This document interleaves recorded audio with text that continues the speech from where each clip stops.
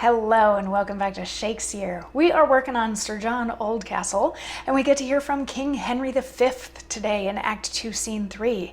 Now, earlier in this scene, we had Sir John Oldcastle sort of kneeling before King Henry because King Henry was like, I've been hearing some not so great things.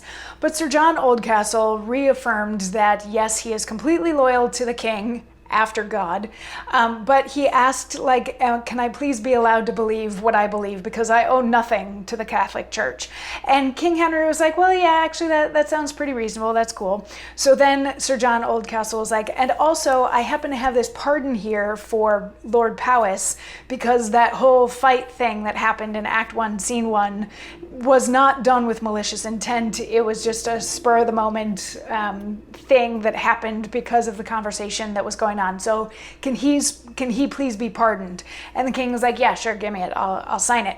But then the Bishop of Rochester came in and he was like, we need justice from Sir John Oldcastle because when my servant went to his house to deliver a message that he was supposed to come and talk to me, my servant was beaten by his servant and he was made to eat his parchment. And like this had to have been Oldcastle that did it. And King Henry was like, okay, when did this happen? He's like, 6 a.m. today. And he's like, John, when did you get here? And John's like, last night. So King Henry was like, he's not guilty of it. He couldn't have done it. He wasn't there.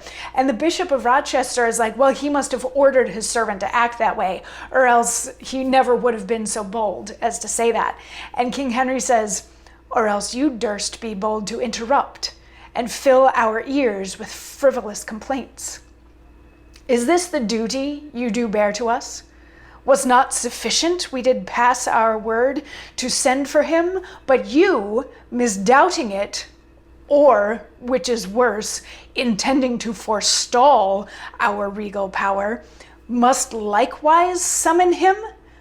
This savors of ambition, not of zeal, and rather proves you malice his estate than any way that he offends the law. Go to, we like it not.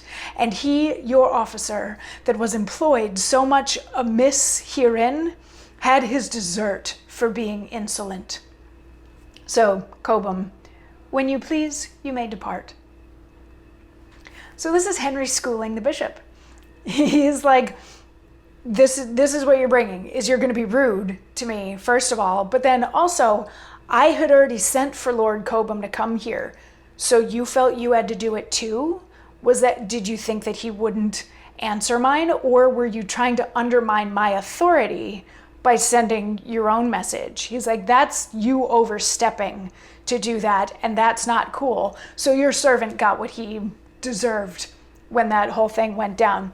And then Huntington enters and he says to Cobham, Cobham, you're free to go. Cobham's like, okay, cool, thank you. I will head out now.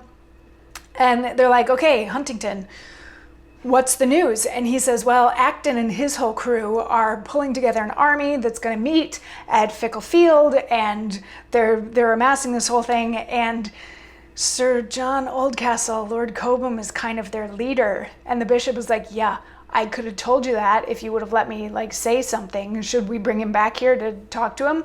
And the king's like, he's like, this doesn't sound right to me. That doesn't sound like the right Sir John Oldcastle from what I know of him. I don't think that that's true. And he's like, we don't need to call him back.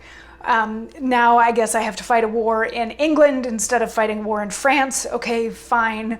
We'll see Sir John Oldcastle when I see him on the battlefield with all of this happening. So then everybody but the bishop exits, and the bishop has just a little smidge at the very end where he's like, okay, this will work. If we're going to war against him, that's fine.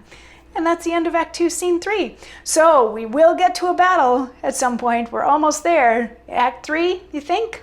Place your money now where you think the battle's going to happen and who is going to be the victor. I'll see you tomorrow for more. Mwah.